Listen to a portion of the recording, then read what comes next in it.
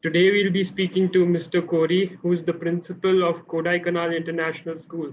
So, sir, why don't you tell us, since you were a student at KIS and today you are the principal, could you please share your interesting journey with us? I would love to. So yes, I was a student here many years ago in the 1970s and 80s. Both my parents were teachers, and eventually they both were school administrators.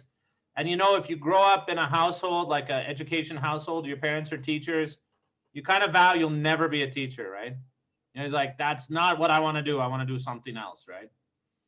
But then, and so I went to college. I studied international relations. I actually, while I was in college, I got a job in a publishing house. So I just stayed in that. It was kind of fun.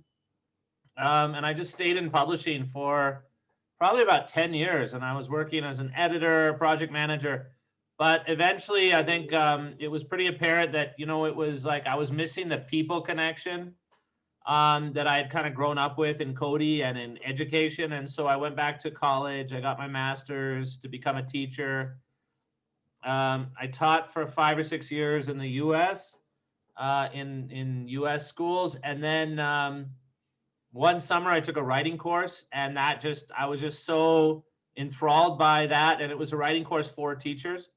So I got really into teaching, like writing instruction, and I became a consultant for a professional development organization that was basically using writing as a way of kind of teaching teachers and students. So I was a consultant for a number of years, and an adjunct professor at a university. And then I got a call saying, hey, you know, your old school in India is looking for a vice principal. So yeah, and then I applied and I got the job, and I was vice principal for about a year and a half, and then became the principal. And that all was like, you know, 9 years ago. So yeah, absolutely. That's my journey. And I love being back. It's strange to be back. It's wonderful to be back. But I absolutely love it. Yeah. Right. So, thank you for sharing your journey. So, just to talk about more of the school now, since our school motto KIS is a school the world needs, what are the skills and values should students should try and pick up during their time at schools and at university? Yeah, no, that's a great question, you guys. So the idea behind a school the world needs, that where that vision comes from, I mean, obviously it has many different kind of facets to that question, and we all can interpret that in different ways.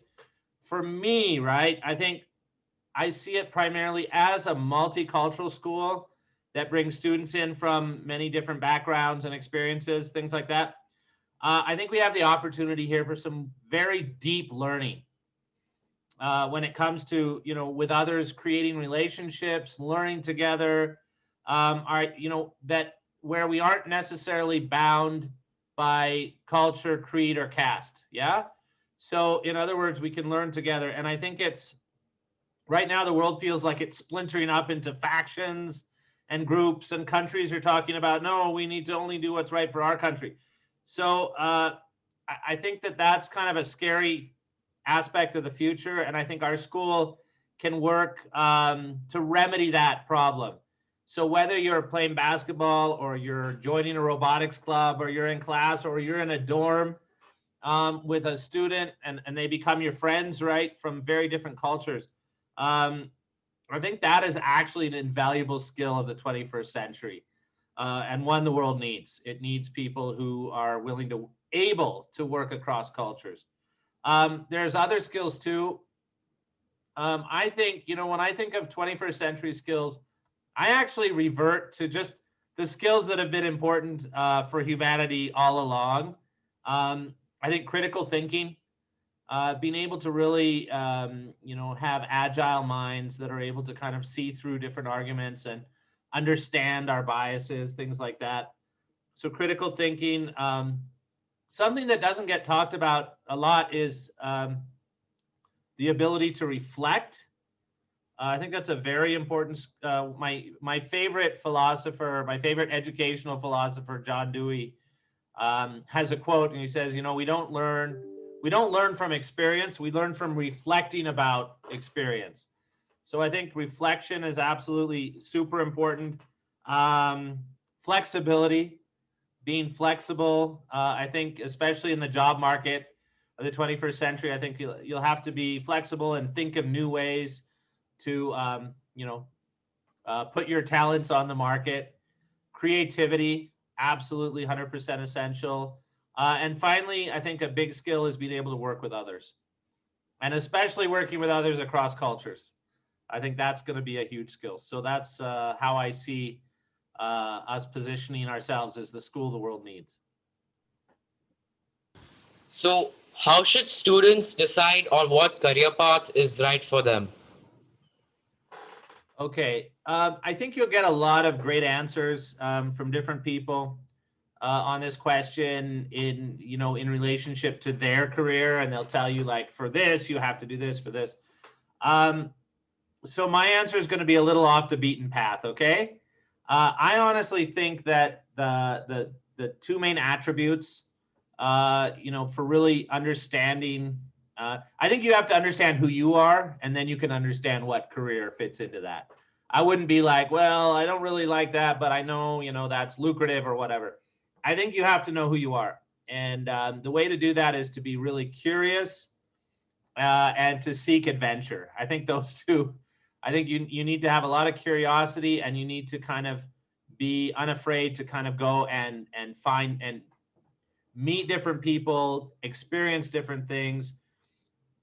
Take risks, because honestly, at the end of the day, you won't really know if you like something or like that way of life, of that particular career, until you just experience it and you talk and get to know the people who are doing it. So, I think we all generally have a sense from an early age.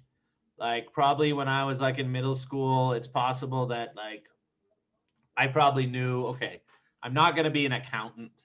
I'm just too fun loving. Not that accountants can't be fun loving, but you just have a sense of yourself. You're not going to do something necessarily. I knew I wasn't going to be an Olympic athlete. Probably wasn't going to be a scientist. So we know we're attracted to certain things. Maybe it's like the natural world or sports, or we're attracted to numbers or whatever. So you kind of have those ideas about yourself. So you begin to kind of think about that. But the only way to expand beyond those, that kind of first flush of what you know about yourself and your identity, is to go out into the world and experience things. Because you never know. You never know kind of where life will take you and what experiences will be there. So you just have to be super open to them. And I think it's really good to just meet a lot of different people.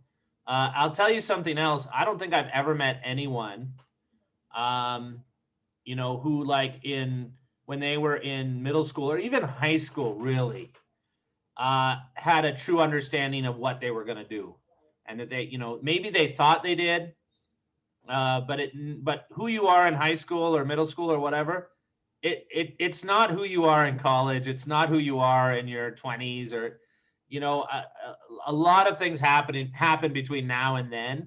So I think it's also important to keep an open mind. I think that's some really solid advice. And so, what are the top 3 things to do in Cody?